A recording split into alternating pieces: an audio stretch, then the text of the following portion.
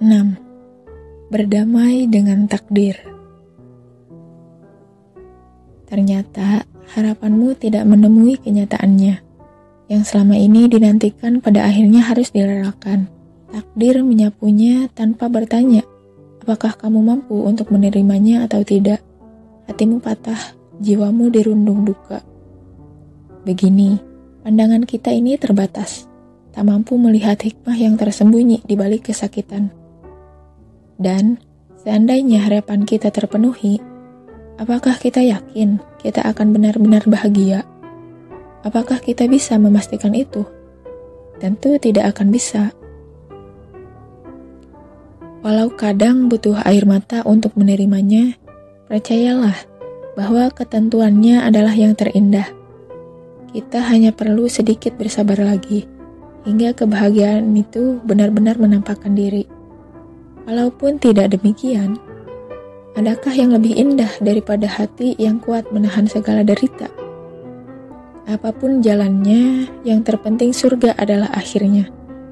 Kesakitan yang menyelamatkan jauh lebih baik daripada kesenangan yang melalaikan. Dan kami pasti akan menguji kamu dengan sedikit ketakutan, kelaparan, kekurangan harta, jiwa, dan buah-buahan. Dan sampaikanlah kabar gembira kepada orang-orang yang sabar, yaitu orang-orang yang apabila ditimpa musibah, mereka berkata, Inna lillahi wa inna ilaihi roji'un. Sesungguhnya kami milik Allah, dan kepadanya lah kami kembali. Quran Surat Al-Baqarah ayat 155 sampai 156. Dari Mush'ad bin Sa'ad, dari bapaknya, ia pernah berkata kepada Rasulullah SAW, manusia manakah yang paling berat cobaannya? Jawab Rasulullah, para nabi, lalu orang soleh, dan orang yang semisal itu, dan semisal itu berikutnya. Seseorang itu akan diuji sesuai dengan kualitas agamanya. Jika imannya semakin kuat, maka cobaannya akan semakin bertambah.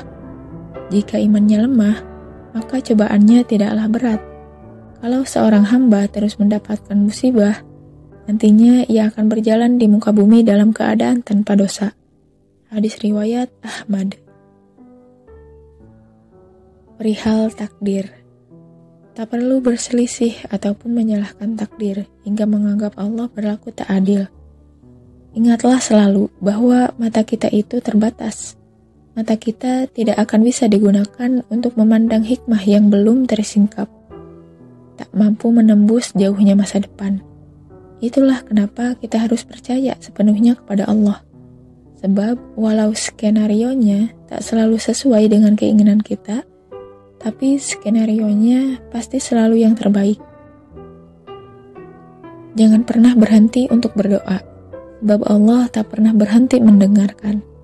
Percayalah bahwa mereka yang senantiasa menadahkan tangannya ke arah langit, tak akan pernah dibiarkan Allah pulang dengan tangan kosong. Jangan bersedih lagi. Sudah banyak doa-doa kita yang Allah kabulkan. Memang tak semua doa harus terjawab sekarang. Allah simpan beberapa untuk diberikan saat kita benar-benar membutuhkannya. Allah akan jadikan beberapa lagi sebagai kebaikan di akhirat nanti. 7. Maaf Tuhan. Di bawah guyuran hujan, kau berjalan menapaki langkah-langkah yang kini sudah mulai tak pasti. Di antara riuhnya manusia, kau bahkan merasakan sepi. Yang kali ini benar-benar berat, bukan? Kau seperti sebuah mobil kecil yang tergilas truk besar. Bukan hanya kehilangan keseimbangan, tapi seketika hancur berkeping-keping, hingga membuatmu berpikir bahwa ini adalah akhir. Sebab yang terlihat di hadapan mata hanyalah jalan buntu. Kali ini, kau benar-benar merasa jatuh sejatuh-jatuhnya. Hidup seolah tak lagi memberimu pilihan. Terasa begitu sakit dan sangat menyesakkan. Bahkan, air mata tak lagi mampu mewakili dalamnya luka. Senyum terenggut, kebahagiaan lenyap seketika. Helaan napas panjangmu adalah pertanda bahwa kau sudah begitu lelah. Bahkan jika boleh, kau ingin sekali menyerah, tapi kau tahu bahwa menyerah juga bukan solusi. Allah, ucapmu pelan. Lantas, kau ingat kembali pesan-pesan cinta darinya yang selama ini sudah mulai terlupakan. Pesan cinta yang selalu bisa menggetarkan hati manusia, menguatkan langkah, dan menjauhkan gelisah. Allah tidak akan membebani seseorang, melainkan sesuai kesanggupannya. Quran Surat Al-Baqarah ayat 286. Dan jangan kamu berputus asa dari rahmat Allah. Sesungguhnya tiada berputus asa dari rahmat Allah, melainkan kaum yang kafir. Quran Surat Yusuf ayat 87. Terus-menerus kau ulang ayat-ayat penopang lelah, pengobat rasa sakit, penguat jiwa. Sungguh benar bahwa Allah telah memberikan petunjuk berupa Al-Quran yang padanya manusia tak akan menemukan kesesatan, yang padanya Allah titipkan obat dari segala penyakit. Maaf Tuhan, aku hampir menyerah. Bisikmu lirih sambil menyeka air mata. 8. Terima kasih kesulitan. Hari itu, kamu menangis sejadi-jadinya. Kamu merasa benar-benar tak sanggup. Kamu pun berpasrah seutuhnya kepada Allah. Dalam sujud panjang, kamu berdoa sangat dalam dan suaramu lirih, tapi hatimu bergetar hebat. Kesulitan yang ini terasa sangat memukul. Jangankan untuk melalui, untuk bertahan pun rasanya kamu sudah tak mampu lagi. Namun, bukankah karena kesulitan ini sujudmu jadi semakin panjang? Harapmu berhenti kepada manusia, membuatmu berserah seutuhnya kepada Allah, dan membuatmu yakin bahwa memang tak ada yang mampu menolongmu selain Allah. Maka kesulitan ini sungguh adalah sebuah kebaikan. Dan jika Allah sudah membantumu melewati kesulitan yang satu ini, jangan lagi melupakannya. Buktikan bahwa kamu akan tetap lekat dan dekat. Sujudmu akan tetap panjang, dan doamu akan tetap dalam, walau hidupmu sedang baik-baik saja. Kenalilah, ingatlah, Allah di waktu senang, pasti Allah akan mengenalimu di waktu sempit. Hadis riwayat Tirmizi.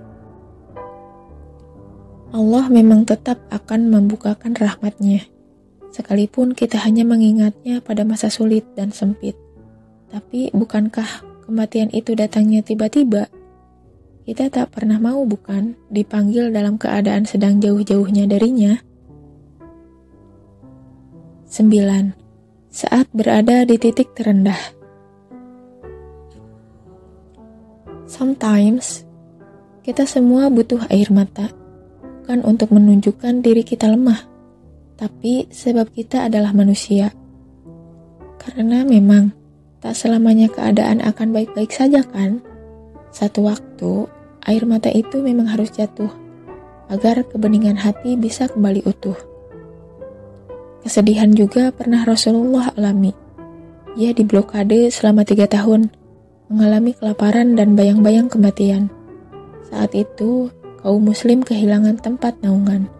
Mereka tinggal di kaki bukit, terisolir, terancam, dan menderita kelaparan hingga tangisan anak-anak terdengar sebagai nyanyian yang menyayat hati. Setelahnya, kesedihan kembali menghantam jiwa Rasulullah. Ia kehilangan pamannya, yaitu Abu Thalib. Satu benteng pelindung yang selama ini terus membela Rasulullah pun runtuh. Kemudian, tak berapa lama, kabar duka datang kembali, yaitu meninggalnya Khadijah, wanita mulia yang menemani hidupnya, yang memberikan kasih sayang di kala resah, dan memberikan pelukan perlindungan saat kesulitan sedang mendera.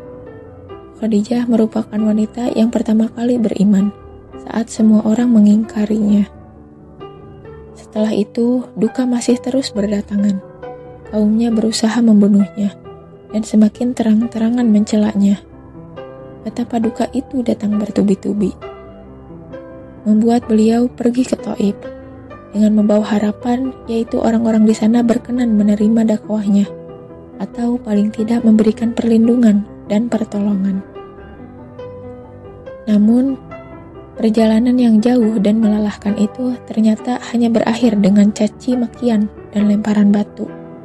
Sampai-sampai kaki manusia mulia itu bercucuran darah. Sungguh kejam perlakuan penduduk Taif pada saat itu. Walaupun begitu, beliau tetap mendoakan kebaikan untuk mereka. Sungguh mulia hatimu, duhai kekasih Allah.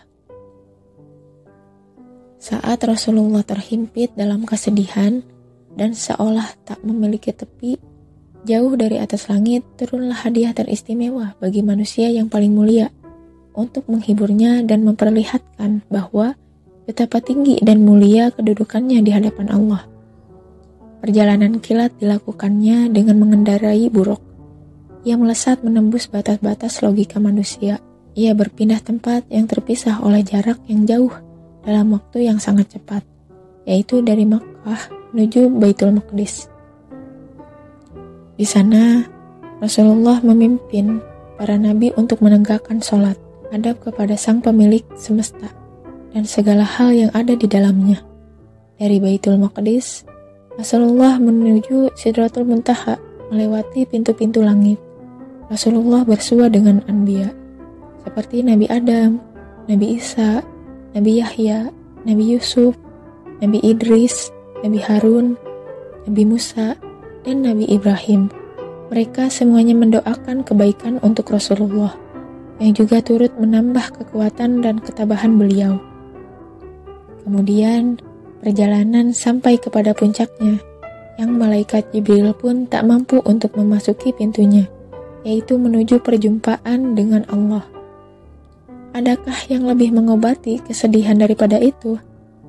Rasulullah pun kembali ke bumi dengan membawa risalah langit, risalah terindah bagi umatnya, bahwa setiap dari umatnya bisa senantiasa terhubung dengan Rabb-nya melalui ibadah salat. Allah pun berjanji bagi siapa saja yang menjaga salatnya, maka akan Allah masukkan ke dalam surga. Indah nian perjalanan Rasulullah, perjalanan yang menuntaskan kesedihan dan membawa pulang kebahagiaan. Perihal hujan, beberapa orang menganggap hujan sebagai rindu. Beberapa orang lainnya menganggap hujan sebagai sendu yang kelabu. Namun, semoga kita adalah orang-orang yang menganggap hujan sebagai rahmat, bahwa inilah saat yang tepat untuk menadahkan tangan, sebab Allah sedang membukakan pintu yang begitu luas untuk mengabulkan doa-doa kita. Hujan di langit, hujan di pipi. 10. Allah tahu perasaan kita. Kegagalan demi kegagalan bukan untuk mematahkan harapan kita, karena sebenarnya kegagalan adalah anugerah. Hanya kita saja yang terlalu menghakiminya, sampai kita merasa bahwa kata gagal tak layak ada di dalam kamus kehidupan dunia. Padahal sempurna itu memang ditakdirkan bukan untuk kita miliki. Yang ada hanyalah manusia-manusia merasa sempurna. Seperti Fir'aun, yang merasa bahwa ia adalah yang terkuat, tanpa kelemahan, tanpa kecacatan. Karena setiap keinginannya selalu terpenuhi, memiliki banyak pasukan, berhasil membangun kerajaan yang begitu megah. Tanpa sadar, itu membuatnya begitu angkuh sampai mengaku sebagai Tuhan. Dan itu adalah kesalahan yang membuat Fir'aun ditenggelamkan. Bukankah ternyata memiliki segalanya, semua keinginan terpenuhi juga bisa menjadi bencana? Maka jangan berburuk sangka terhadap takdir Allah pada ujian yang Allah berikan. Sebab di balik setiap ujian tersimpan hikmah-hikmah besar. Bila kita belum mampu memahami hikmah tersebut, itu karena keterbatasan ilmu yang kita miliki. Tidak perlu terlalu cepat berkomentar buruk ketika Allah menetapkan satu takdir yang mungkin tak kita senangi. Pupuklah diri untuk selalu bersabar di ruang tunggu kehidupan ini. Segala sesuatu hal sudah ada ketetapannya. Bila hari ini kita sedang berpeluh dengan kesedihan, maka bahagia hanya soal waktu. Apabila nikmat melalaikan kita dan ujian tak mampu mendekatkan kita pada Allah, maka lewat mana lagi kita bisa mendapatkan pahala, mendapatkan cinta Allah. Allah tahu perasaan kita. Allah tahu kesedihan mendalam yang kita rasakan. Dan Allah Maha tahu apa obat terbaik dari semua itu. Lalu, pada siapa lagi kita mau meletakkan kepercayaan kita bila bukan kepada Allah? Adakah yang lebih menyayangi kita daripada Allah?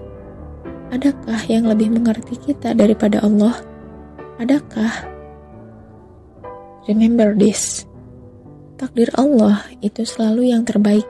Bila terasa belum baik, berarti takdirnya belum selesai. Sabar, sabar, kuatkan kesabaran. Kadang kita memang perlu menangis, bukan untuk menumpahkan kesedihan, tapi agar hati bisa memandang segala sesuatu dengan lebih jernih. Ada beberapa hal yang memang harus kita terima dengan lapang dada, bukan karena kita tak mau berusaha atau sudah menyerah. Hanya saja, kita percaya bahwa syukur yang luas adalah pangkal pelepas kesesakan di dada. Bukankah yang terbaik pilihan Allah?